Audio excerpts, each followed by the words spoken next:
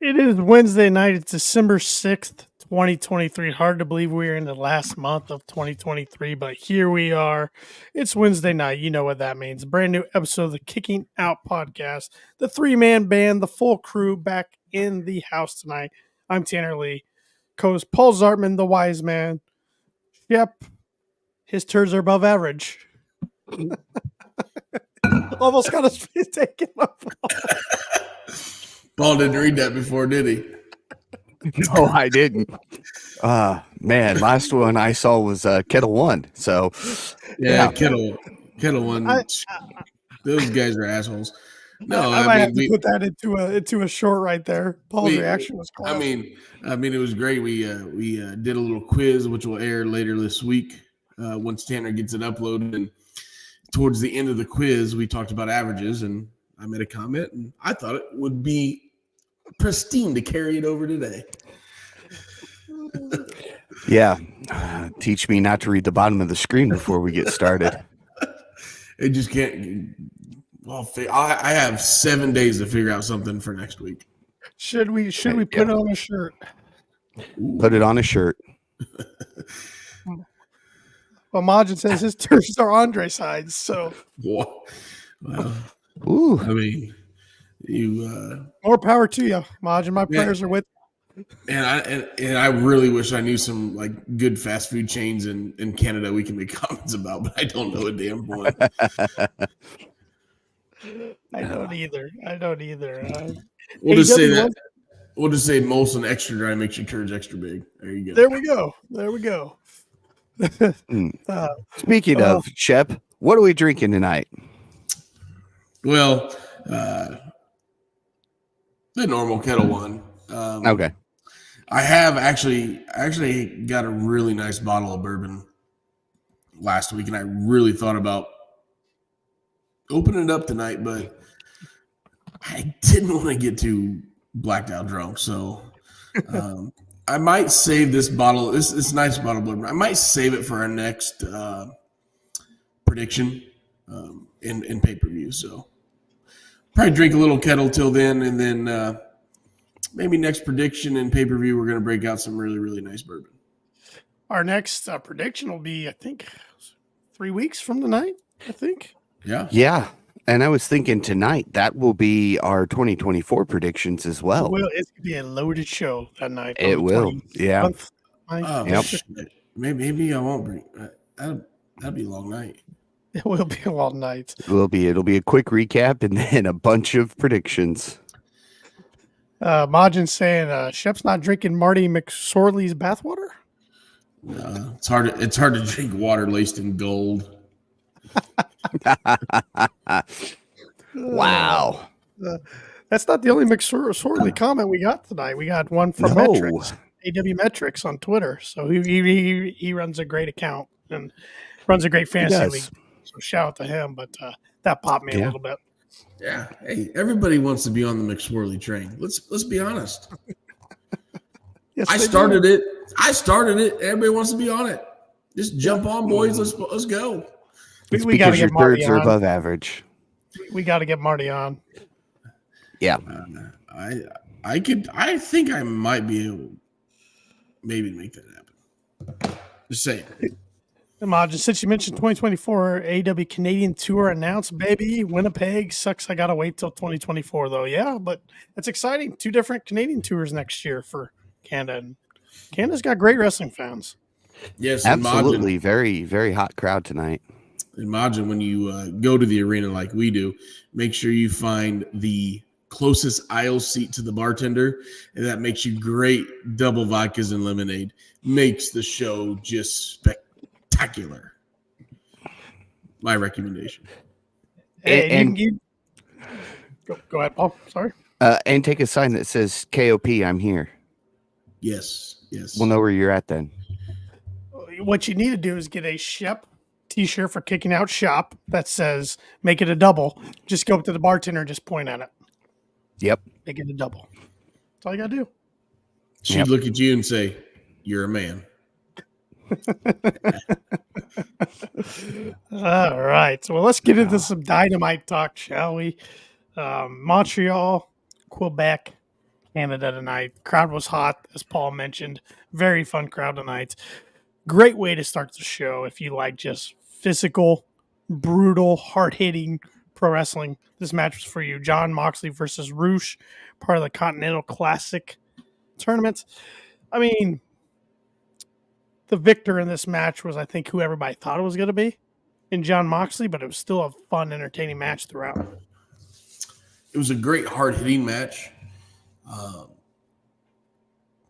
And I'm not giving my spoils, but it wasn't the best match of the night. Enjoy these two guys working together. They are physical. They are stiff.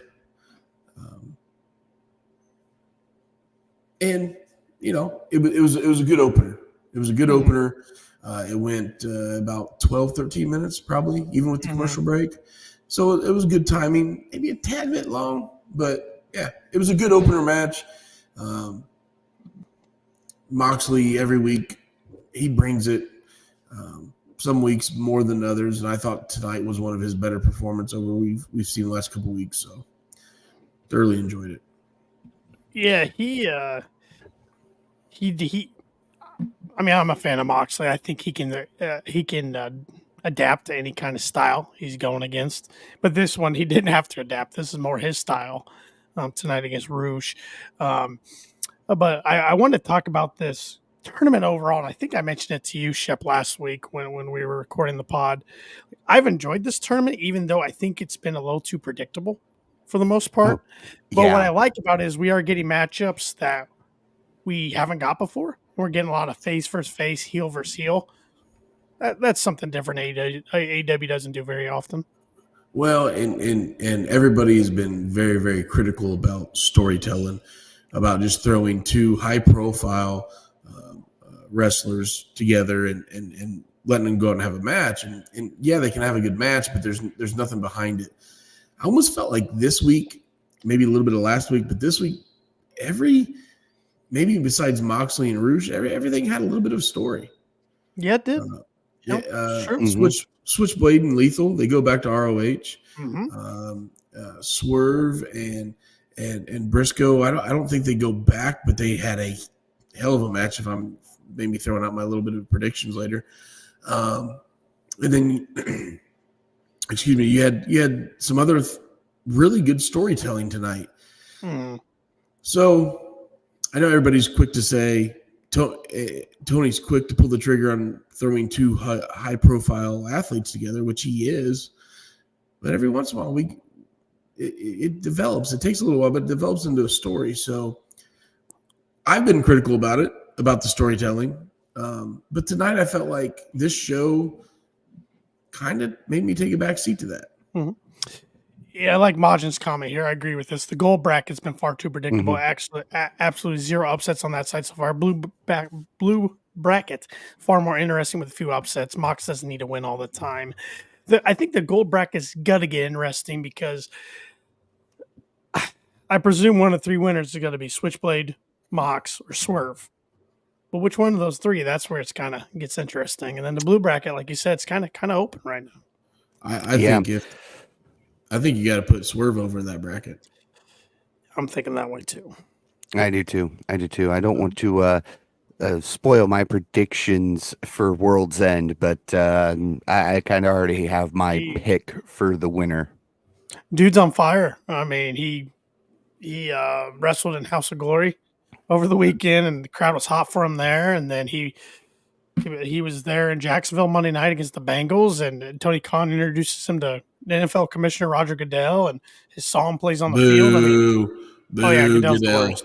Goodell's a clown. Goodell's a clown. He is a clown.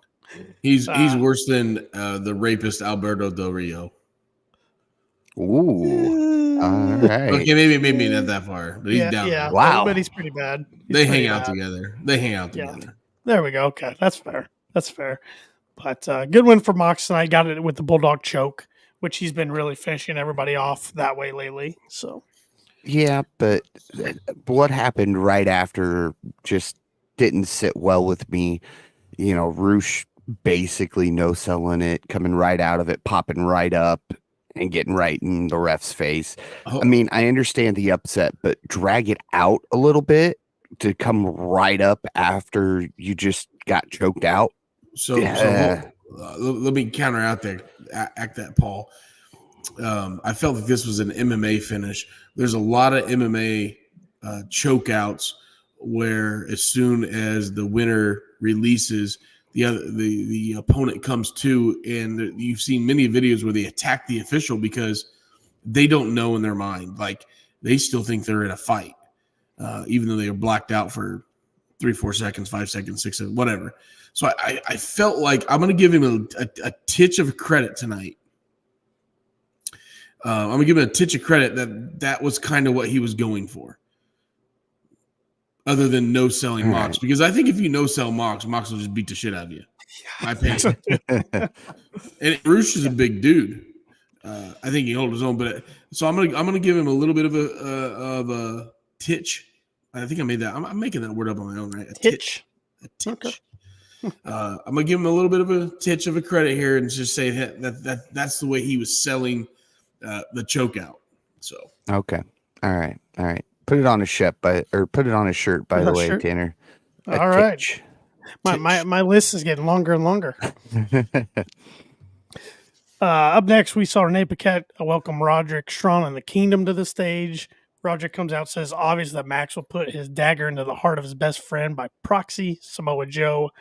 Strong says he's in the wheelchair because of the consequences of his decisions, but he will live with them until now. Strong then gets up, stands up, says he's going to be held back by his wheelchair. So no Hallelujah, wheelchair, it's a miracle. Still a neck brace. He can walk. Who knew? Next. Yeah. Can we talk about the giraffe shirt for a minute? I mean, seriously, that's getting ridiculous. That might have been the highlight of the promo. Yeah. Do you guys that or the fancy dress Renee was wearing? True. Do you guys think all three of these guys, one of these guys, two of these guys are part of the Devil's Henchmen? No. No. Not even close. No. Okay. Too obvious to make it them. Yeah, but that could it could be the swerve by not having the swerve, I guess. I don't know. I'm so confused. Every week I'm changing my mind who it is, so they got me hooked by the sinker. I saw somebody do a very in-depth comparison to a Nemeth brother. We'll just put it that way. Interesting. I have not seen that one. I was I think I sent it to Tanner last week. I was pretty sure the one on the right was Dax Harwood. Yeah, you did send it to me because somebody zoomed in and it looked like his face. I'm pretty sure one of them was Wardlow. So that one last week's a big dude. Big dude, and then he showed up the next segment with his hair all messed up. So yep, that was my thoughts exactly on that as well. So it'd be interesting if it's Dax and Wardlow. There's half of the old Pinnacle, which Cash and Spears, which Max turned his back to, and he did. Used them. Let's put it that way. He used the old Pinnacle. So Majin thinks Taven and Bennett are two of the guys. So I think we're gonna find out at World's End. I don't think they're gonna drag this out till next year. I thought they were going to, but now with Max's injury, just some other things, I don't think they can drag it out too much further. But it was a good progression tonight. We'll get into that in a bit. Swerve Strickland versus Mark Briscoe, part of the Continental Classic tournament coming up. But before that, we see Adam Page backstage. Nice to see Hangman back. Renee's asking where he's been. Well, he's like, well, I got hit in the back of the head with a cinder block and choked out with a chain, so couldn't really fly anywhere.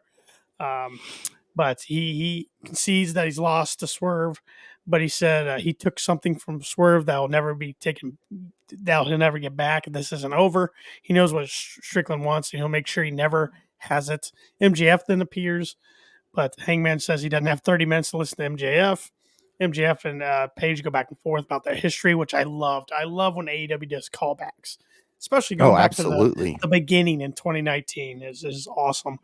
MJF claims he thinks Hangman's the devil. Hangman says probably MJF who's behind the mask.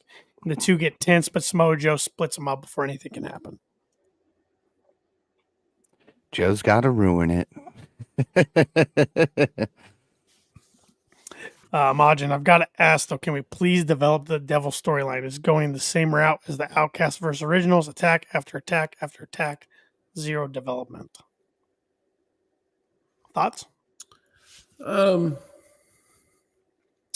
Yes, but to develop the storyline, you're going to have eventually a tag match like we were supposed to have tonight. Now, we all know MGF is dealing with an injury, and he thinks he can work around this injury during some tag matches and then just with rehab and not have to have surgery. And I think we saw that tonight with how he was ready to come to the ring and then was taken out backstage. Yeah, I did like that development. Taken out backstage, beer bottle. So it's making it look like it's Hangman. Right. We all initially thought it was Hangman because it was a beer bottle. Right. So, but I understand how it can be boring. People like Majin put it that he's kind of over the storyline is boring him. I get it. That's why I think they got to pull the trigger here at the end of the month, or it's gonna, or they're gonna run risk of losing everybody. If they don't do something, then it has to be first show of 2024. Or how about this devil runs his mind until Wembley, like just haunts him, absolutely haunts him. Even though he figured out how to defend his title to them, but just absolutely makes his life miserable. And then you debut the devil versus MJF at Wembley. Yeah, that'd be interesting. It needs to be that at a show at Wembley over than a Full Gear or whatever. It needs to be one of the big ones. Yeah, you bring up a good point. It's just hard now with AEW keeps incorporating new pay-per-view after new pay-per-view. We're up to what, 8, I believe now? And I wouldn't be shocked if they add about 2 more, run 10. Well, they could. I don't want to say they could make this the storyline of Cody, of finishing the story, but they can extend this for 6, 7, 8 months. No problem. They could figure that out. And obviously they're pushing Wembley so hard. We saw it last week, this week. That's all you see is them pushing Wembley, which I get. Don't get me wrong, I get it. It's their paycheck. But you're going to need a big marquee match and what not better than to have your world champion, who is over and over the best right now, against basically a mystery opponent that we're going to talk about, let alone the AEW fan base and the wrestling fan base are going to talk about for the next 7, 8 months. Yeah. I mean, at one point in time, Tanner's going to say it's Goldberg. All right. So if we want to extend it to Wembley, MJF is injured. We know this. So do we run the storyline? Yeah, which we all thought was the devil to begin with him messing with his pocket as he appears and everything else, and leading us down an interesting hole there. Do we have the goons attack MJF to the point where he has to go out on injury? They're not going to strip him of his title because this didn't happen during a match or something, or we'll do my least favorite thing and have an interim champion. And got Tanner's attention there. But and then the devil just cuts promos each and every week, kind of, this could be who I am. Maybe I'm this person. Maybe I'm this person. Drawing that storyline out until eventually MJF comes back, and then the devil starts rearing his head again with trying to attack his opponent, so MJF can't wrestle until Wembley, where the devil says, I will reveal who I am at Wembley. I think you're onto something there. I don't know if you do an injury line or injury storyline with him. Maybe there's a couple pay-per-views that are not needed to have him on there. Maybe he can go defend the ROH tag titles, and we don't need a world title defense. Some of those pay-per-views, kind of like Forbidden Door. You could headline the New Japan title and kind of keep him in the weeds. He can do his ROH title, but keep the Triple B in the back.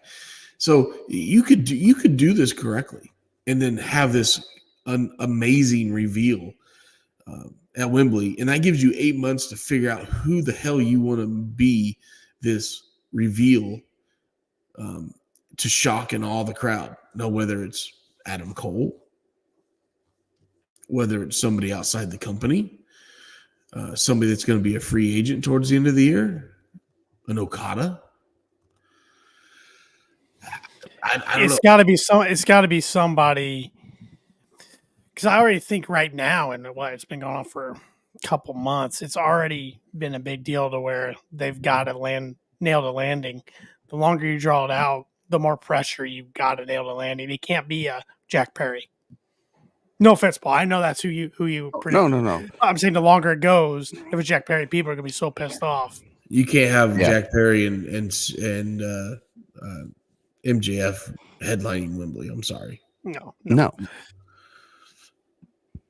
Now you could have. I'm trying to watch what I say because I don't want to reveal my cards for my my predictions for next year and my predictions for World's End yet. So I'm trying to watch what I say here.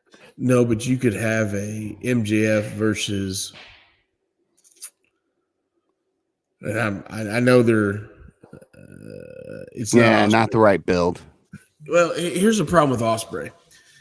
Ospreay is going to come out of Wrestle Kingdom, whether he's got a belt or not.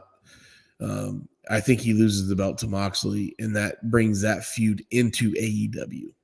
So Ospreay's first feud in AEW is going to be Moxley, and I'm probably telling you my predictions, but I don't give a shit. But I don't think. I think you're going to have Ospreay on camera feuding with MJF previous to August. He's too valuable. So I look, and AEW gets a lot of stuff about ex-WWE talents. There's one guy there's two guys that are due. And one of them has the same build as Warlord. And that's all I'm going to say. And his he's not happy right now. His contract is coming up soon. And he's not from the States. I think one of them, if not both of them, would make great members of the Blackpool Combat Club. So, Yep. But Tanner, didn't you say something about the rumor is that whoever is behind all the masks is actually who it is? It's not somebody filling in for somebody else. That's what Sean Ross Sapp Fightful's been reported that he's been told from people in the company, because he's been told that a lot of people within the AEW know who the devil is. Because that's when he was debunking that Punk was the devil. That's what he was pretty much debunking it by saying that if it is Punk, which now we know it's not, but if it is Punk, then everybody in the company was going to be really worked and surprised because they already know who it is. And he said, as far as he's been told, it's not like when the WWE did the Retribution angle, where it was literally different people behind the mask every week, and people who ended up being it didn't even know it was going to be them.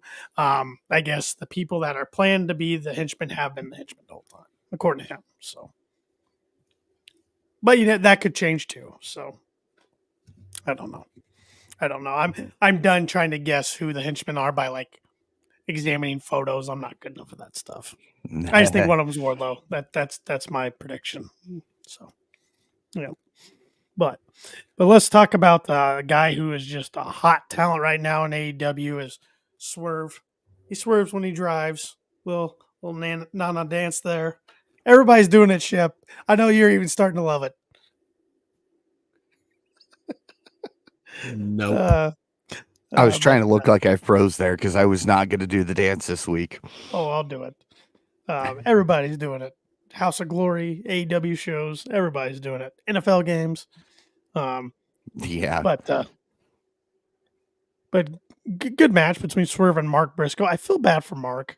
He has not picked up a win yet in the Continental Classic, and now he can't win. He's the first person in the tournament that is technically eliminated, even though he's still participating in it.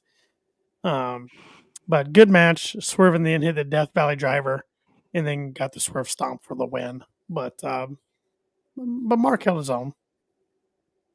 I thought Mark did. I thought this was the best match of the night. Yeah, I did too. I thought Mark brought it to him. Swerve stepped up to Mark's. He stepped up to his intensity, and it turned out to be the best professional wrestling match of the night.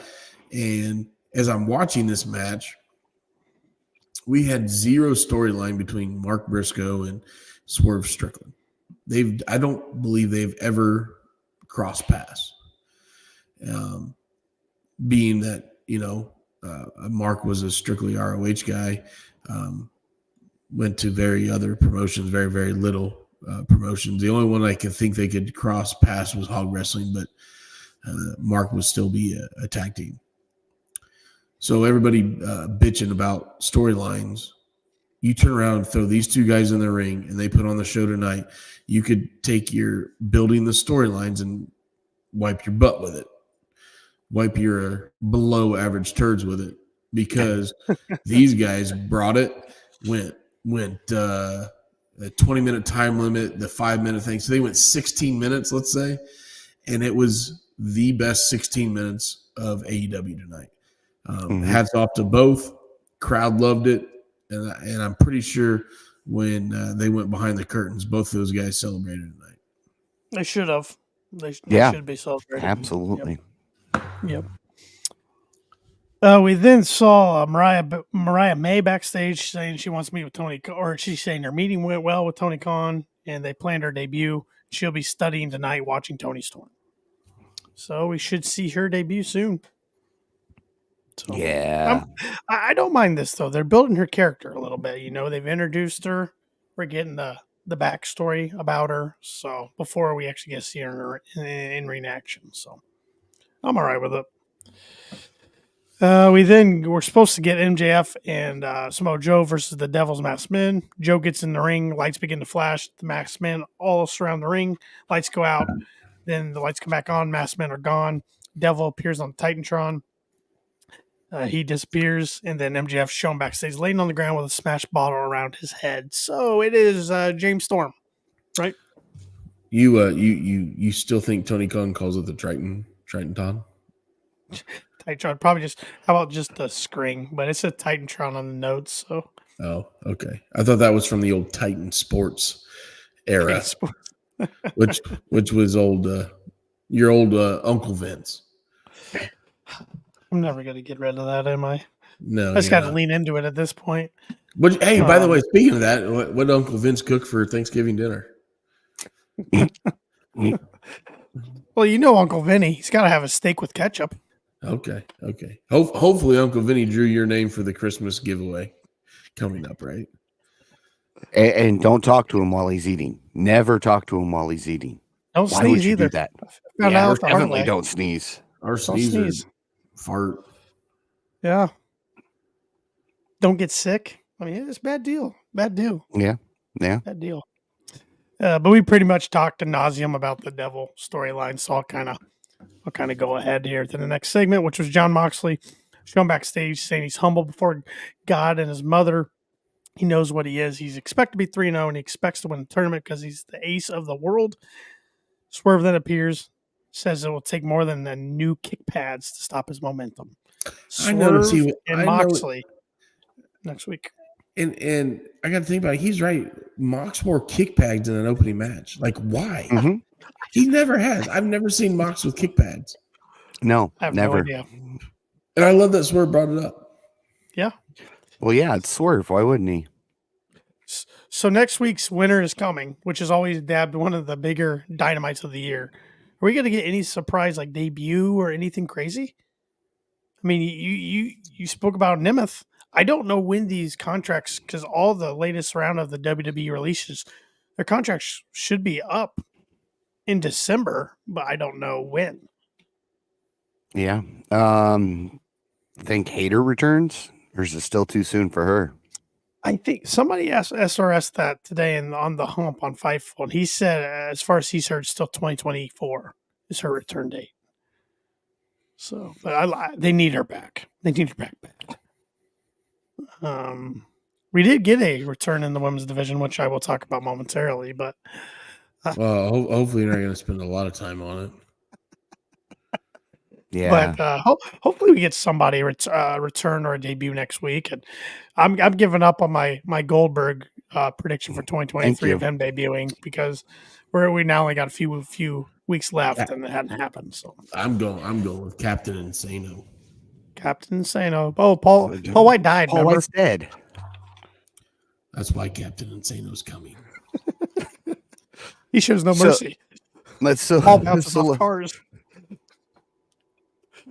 So let me ask you guys this. I want to get your input on this, and I may be a few days behind here. You know, I missed a whole lot for a while there. Thoughts on Britt Baker's tweet about being unhappy with how she's being used? Do you think TK keeps her off TV because of that, as kind of a punishment? I think she's kept off TV until Thunder Rosa's coming back, and I think they reignite their feud. I keep waiting for Thunder to come back. We keep hearing it's close, and nothing. I don't understand what the holdup is. And I know Britt's fighting through some injuries that was reported. So I think Thunder's close. If you give her a little extra time, that allows Britt to heal up, and I think Britt ruins her, re-debut. Comes out to the big pop, tries to talk, and then all of a sudden just gets lights go out, just gets pummeled by Britt. Now all of a sudden Britt takes the spotlight, her return. And those two can make some really, really good magic. We've seen it in the past. They don't like each other either. And yeah, they don't like each other personally. So let's go. Hey, let's actually make some money off of that. Like they did before. They put, I could go in a rabbit hole. We've been down that rabbit hole many times though. But Majin says Britt's the devil. She gets her promo time that way. Yeah. If Britt's the devil, she grew to 6'6" and 230. But Paul, to answer your question, I had no problem with her tweet, and I was flabbergasted by the fact that she has 0 minutes of promo time on TV. I did not realize that until she tweeted that. So I didn't either, and I was trying to sit there, go back, and go, really. Everybody else had the mic. Hater had the mic. But since then, I feel like Tony never gives anybody. She never got the mic as world champ. I feel like. I don't think you want to give Sheeta the mic. You're probably right. I mean, I'm not trying to be mean there. I'm just. She does struggle with her English. She admits it, though, at least. Yeah, right. I'm sure she's working at it, but it's just there's a lot wrong with AEW's women's division. I think it is slowly getting better, but it's gonna take some time. I think some of your best women divisions on ROH. Oh, Athena's doing unbelievable work. Billy Stark's awesome. That's an awesome story. It's just too bad it's not watched by anybody. Yeah. Well, the 47 members of the Honor Club get to watch it. Well, that pay-per-view they're building is a joke right now. There's no championships listed for the matches yet. And it's, 2 weeks out? Yeah, I believe so. It's a joke right now. I mean, I love Ethan Page, but they have a contract signed between Tony Nese and Ethan Page for a match. That'll move the needle. Yeah, worked out well in WWE. Yeah. 9 days, final battle. There we go, 9 days. It says the 15th. I mean, you don't have Eddie. You don't have MJF for Adam Cole. What are we doing? Yeah. Samoa Joe dropped the title. Yep. Mm-hmm. So that TV title doesn't have a champ. I mean, what are we doing? So, yep. And so we got the lone women's match of the night. It was for the AEW Women's World Championship. Toni Storm defending against Sky Blue. I thought this match was a good match. I thought both ladies did a good job in this match. Thought it was entertaining. Saw some entertaining spots. Saw Luther get involved. Toni Storm getting put on his shoulders, and running with her at the side of the ring. Luther. By far the best character he's had. Yes. But no, I thought that. I mean, we knew Tony wasn't going to lose a Sky, but I like that they're continuing to put Sky Blue in these big spots because it's only going to make her better. Yeah, and commentary said it perfectly tonight. This is one of Sky Blue's, if not Sky Blue's, best showing to date. Mm-hmm. Yep. And she got beat with the roll up, so trying to roll Toni Storm up. Tony countered with the roll up of her own, wins, and then after the match, Rio, first time we've seen her on TV in 8 months, makes her way to the ring and sends Tony reeling back with a drop kick. I appreciate the fact that Rio is the first women's champion. Don't get me wrong. And she's a very positive person, always smiling, which is great and all. But I don't need her to be smiling when she's trying to run at her opponent to attack her opponent. And she is, and I'm a small, skinny guy myself. But she's probably weighs 90 pounds soaking wet. And it's really, and I know Rey Mysterio is an amazing wrestler and does amazing things. And I'm not saying Rio's not athletic, but it's hard for me to buy into the fact that she could be a Toni Storm even. 99 pounds is what she weighs in at. Didn't Rio beat Nia Jax? Nyla Rose. Nyla Rose. Yeah, that one. She probably beat Nia Jax too, though. Well, Nia Jax would have killed her because she doesn't know how to work. But anyways. Yeah. That is true. That is true. I am not a fan of Riho. This is one of the few things about AEW I always agree upon with Paul's uncle Jim Cornette. Tanner's uncle is Vinny, so your uncle's Jim Cornette. Well, your uncle is Shep Shitsting. Oh, I'll put Bagwell's mom on a pole all day long.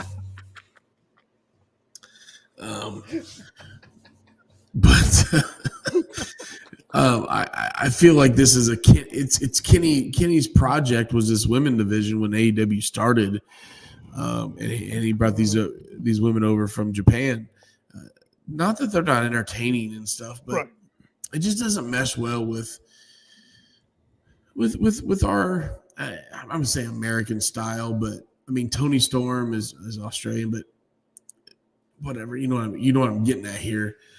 Toni Storm, Sky Blue, good athletes, good, well-built, athletic women, and then you bring a 90-pound lady down, and Toni Storm sells this drop kick off the ropes like it came from Brock Lesnar, and it just I have a hard time with it. That's all. They need Britt back. They need Thunder back. They need Hayter back. They need their big hitters back. Those three girls come back, and you get rid of a couple girls. You're competing with WWE and Impact. Impact's got a really damn good women's program going on right now. They have been, and they know how to use them. The WWE doesn't even use their women's division very well, I'll argue. Well, they got 3 hours of television to fill and 100 superstars. So, AEW's not too far behind. Charlotte's with 5 hours of TV. What? What'd you say? Did you say nothing? That? Nope. Wait a minute. You're saying Andrade knocking at your door. Yeah, you're saying Andrade married a man? Is this a Will Smith comment? Like, are you saying Andrade and Will Smith are like the same dude? What's going on here, Paul? I'm saying, have you never heard that theory that Charlotte's actually Reed? No, I haven't. That's very disturbing. You've never heard that? Wow. Okay. No. All right. People are messed up. That's all I gotta say. What the hell did you read on the interweb? I mean, this like I used to make fun of social media, like you. I mean, the book they call Face is just awful. But I didn't even read it on Facebook. I feel like this is some dark shit, man. Yeah, well, you know. Majin asks, so when can we get Deonna Purrazzo in AEW? She should have been in there already, but I understand why she stays in TNA. Well, she's free agent come next year. Yeah, wasn't it Deonna that came out and said she had a little bit of a medical issue? I didn't see that, but she could have. I might have missed it. I thought I read that last week. Yeah, she's available. Mercedes at one time was kind of pretty much a shoo-in AEW, but now there's rumors that she could be heading to WWE instead. I don't know. Mr. Levesque. We will see. Mercedes Moné. So, unfortunately, I think you see her back in WWE. Yeah, I'm starting. Sasha Banks will return. And the only reason being is because of the dollar bill. Even though she had a mediocre debut in Japan and got that experience, got that exposure, that'll be well received with Connecticut, and they're going to bring her in open arms and saying, oh man, you recreated yourself. Here's a paycheck that nobody else can offer you. Yeah. So, yeah.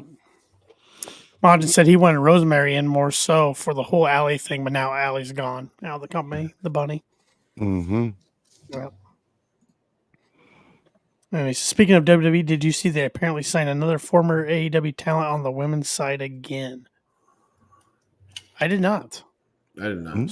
So fill me in there, Majin. I must have missed that one. I did not see that. I did not either. We then got the final Continental Classic match of the night, Jay White versus Jay Lethal. A lot of Jay chants out of the crowd tonight. I thought it was phenomenal. Let's go, Jay. Jay, you suck. That was a pretty good one. Fun match with, and I like the history they talked about. You know, it goes back to ROH. Jay White was there for a year and a half. So got to go against Lethal a few times. In the end, Jay White gets the win because he tries for a Blade Runner, but Lethal rolled through, only to be caught out as White hooked the leg and pinned him with a really deep pin. Good match. Once again, Shep, Lethal gets an L. Yeah, I don't like that. I think they're misusing Lethal. I think he could be. I don't think he could be on the world championship scene, but he could do ROH a solid. He could be there at the Intercontinental Championship scene, the TNT scene. Like he's good. He's a good professional wrestler, and he's a good storyteller. I think he's stuck in La La Land right now. They don't know what to do with him. So, and especially putting him in the Continental Classic where he can't have any outside interference with his faction that he has created, makes him even more of a guy on an island. So right, and I don't think their faction, they know what to do with their faction next either. So I think he's kind of stuck. So. Yeah. But and then we got the main event tonight, the TNT Championship, the feud that's been in the making for a long time. Christian Cage defending against his lifelong best friend Adam Copeland. These two hadn't faced each other in a long time in the ring. long time. I think commentary said like 10 years. Yeah, since their last one-on-one match. I think you're right. It's been a while. I still would have liked to seen this at a pay-per-view instead, but with the outcome tonight, I still think we're gonna get it at a pay-per-view. The story's not over. So they faced off in WWE after Christian was in TNA.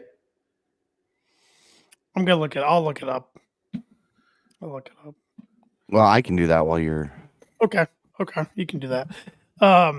This match, I enjoyed it for the story and for just the aspect that because I had a tough time with this match also though, because I'm watching it, I'm like, okay, these guys are not as smooth as they once were. There was some sloppiness in the match, absolutely, but they're both older guys, and I'm thinking, 10 years ago, one of these guys was told he could never wrestle again. Then the other one was told a year later he could never really wrestle again.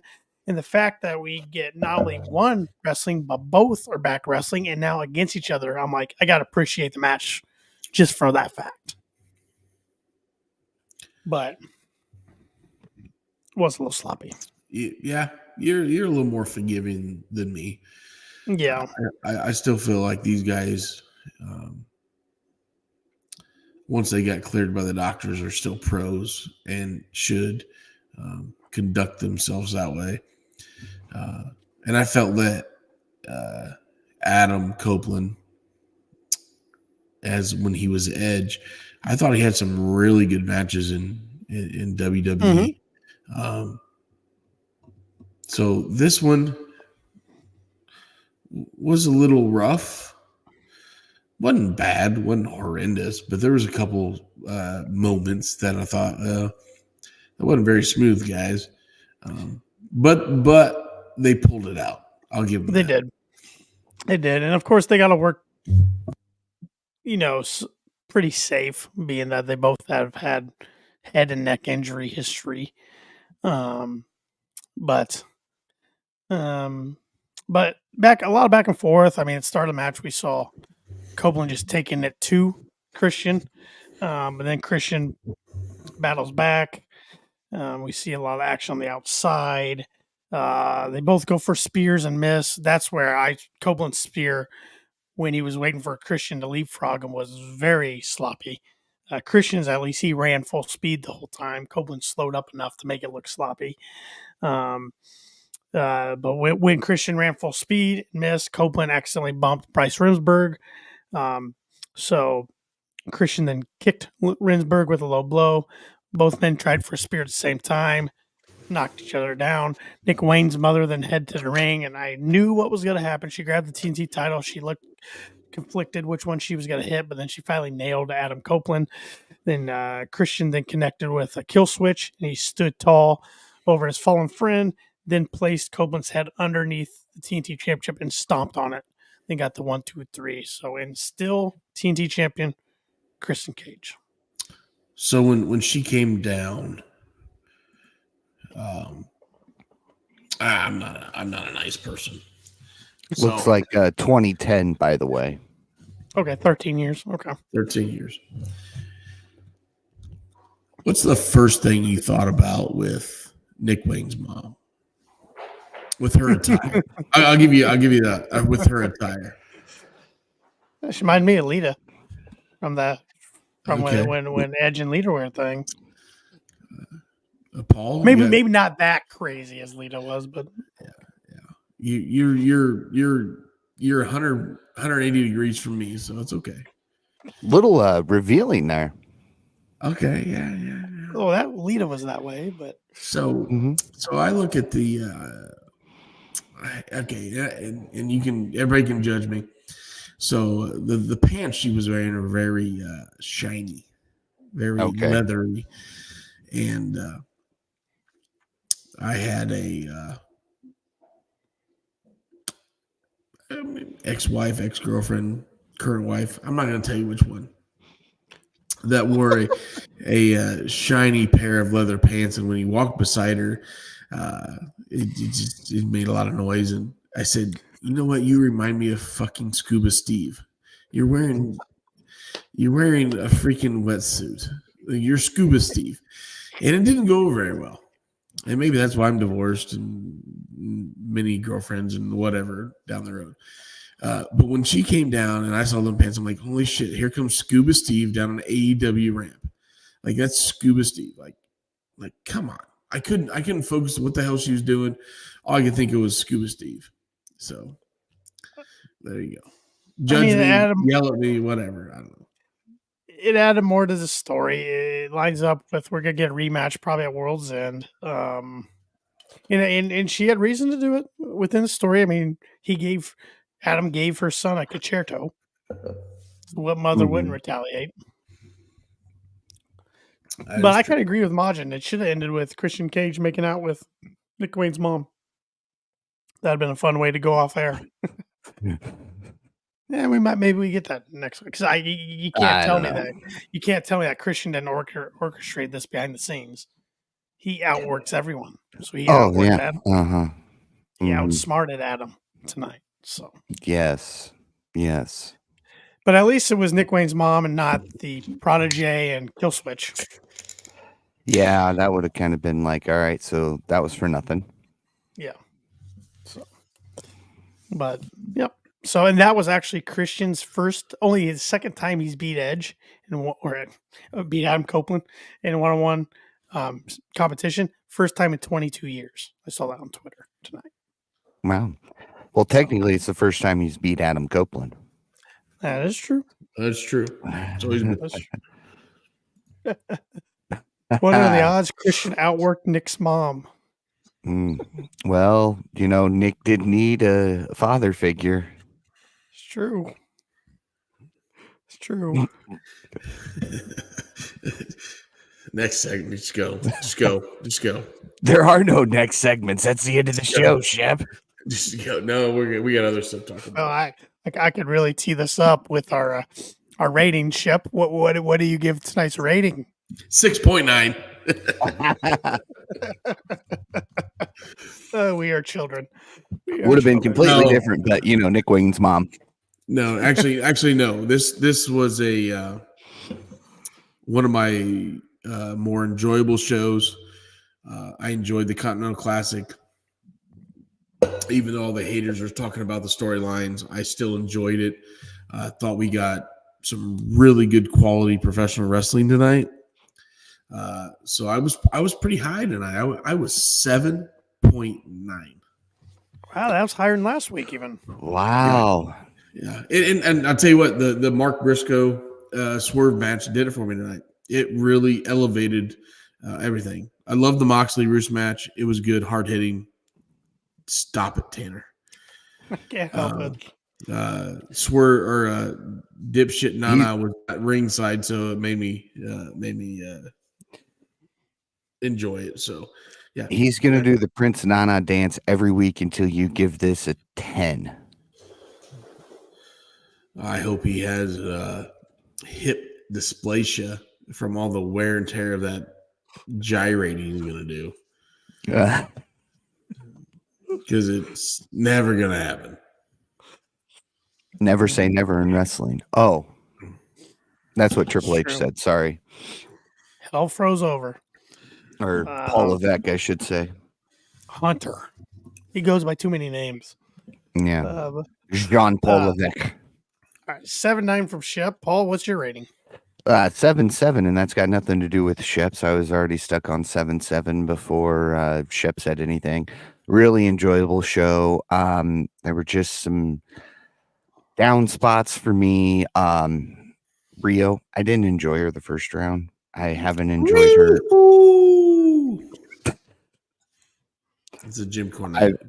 I've never enjoyed her. That's one of those. I know it's one of Kenny's favorites, but I could do without her.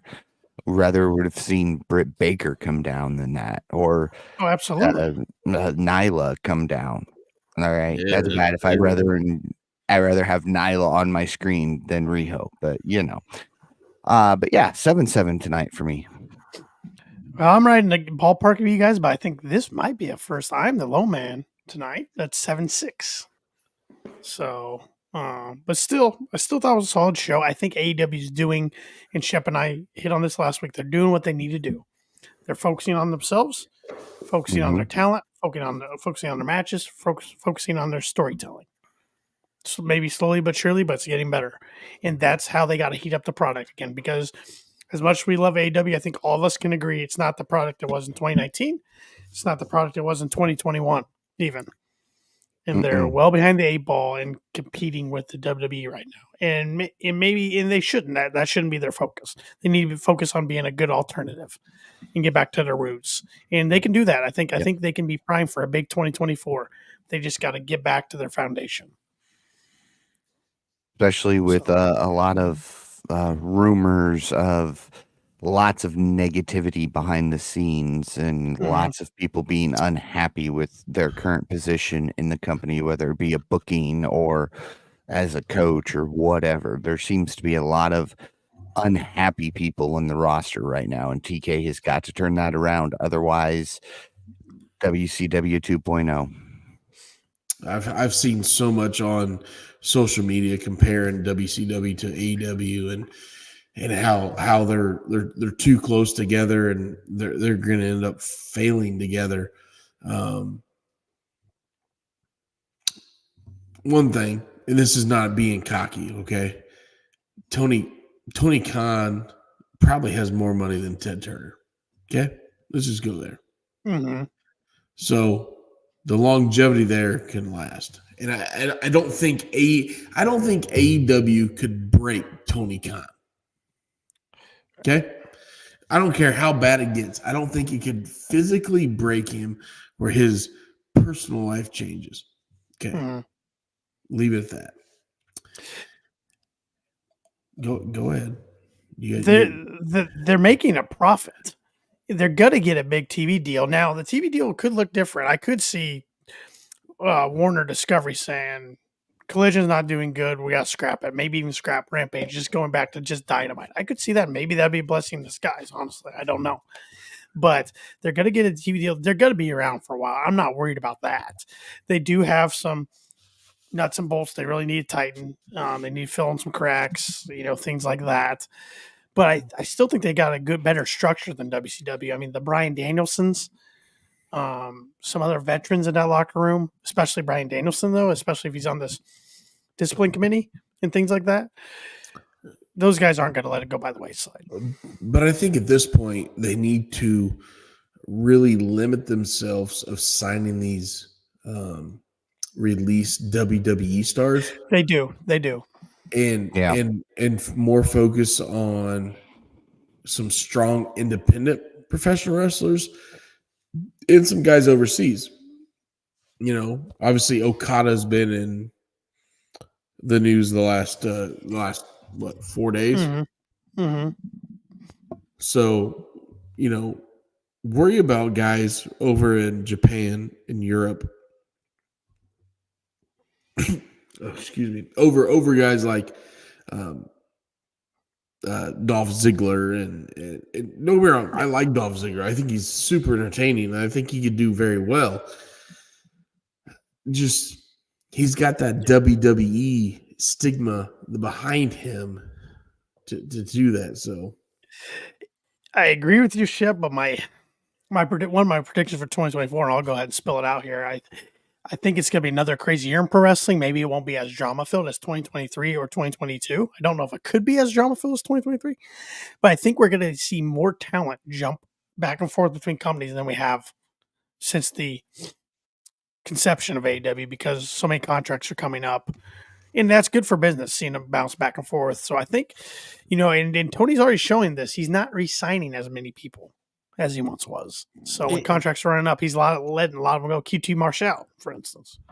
And he shouldn't because he's lost Dark and Elevation on the YouTube channel side. Right. Yeah. Right. And only running cable. So now there's some guys on the ROH side that have performed that I think could be very, very beneficial on AEW. One of them is Gringo Loco. Jordan Oliver. Those guys are kind of fit in with Nick Wayne as well. So I think he's got some guys that could.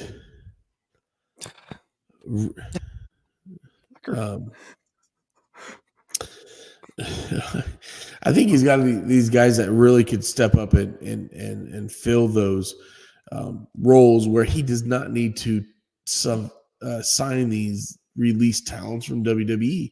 Let those release talents from WWE hit the independents and recreate themselves. Mm-hmm. It worked. Mm-hmm. Hey, it worked for Cody. Oh, yep. Cody's completely first. Look at Cardona. Yeah, Cardona is one. Now, and I'm telling you right now, I think Cardona. I'll make a little prediction here. This has nothing to do with our stuff. Cardona shows up Royal Rumble. I can see that. It's in Florida too, Tampa. So Cardona's been doing these loser leave town matches, and he's lost a couple of them. So he lost the Hog Wrestling. He lost the Hog Wrestling Championship to Santana. He lost the loser leave town in MLW. I know he won the GCW one. He won the GCW one, but GCW that they run, he could lose that next week. So yeah, I really think Cardona's heading back to Connecticut. I think and, you're right. And he shows up and gets paid, and I don't think he shows up as Zack Ryder either. I think he and his wife's back there, like Majin said. His wife's back there. So well, yeah, he can't go back as Zack Ryder. He's got to go back. Yeah. If he doesn't go back as Cardona, everything he's done since leaving WWE will mean nothing. You're right. Yeah, I think he shows up as a Indiana Jones character, the Indie God, and Cody's proved you can take what you've built outside the WWE and make it work. Yeah, if they wanted to, So, all right, wrestler tonight. We'll get back to that. Paul started Go off. ahead. Oh, okay. In a losing effort, I'm going to go Mark Briscoe. I really enjoyed him tonight. You dirty dog. I always enjoy watching Mark, but tonight was kind of somebody different because we haven't seen him take on Swerve before. It was a different style than he's used to dealing with, and I just really enjoyed watching the match. He did a great job. I'll give you that. Yeah. My wrestler tonight, Swerve Strickland. I thought those two guys put on the best match we've seen in a couple weeks, actually. So, well, I will go with a female. I'm going to go with Toni Storm. Then enjoyed her match against Sky Blue tonight, and I forgot to mention this in the notes. I enjoyed the Turner Classics guy they brought on. That was cool. I just really enjoy her character and what she's doing. She's doing something out of the box, totally different, so totally creative, and I can get behind that all day long. That's what I like. So I mean, she entertains me every time she's on the TV. This black and white stuff, it's just different. I like it. I like it a lot. So is tonight the first time they've gone black and white mid-match, or have I just missed that in the past? No, I think mid-match it is. I mean, they do the entrance. They've done the backstage stuff where it's went black, white, color, black, white. But I haven't seen them mid-match, so I think it is. That's a neat little touch.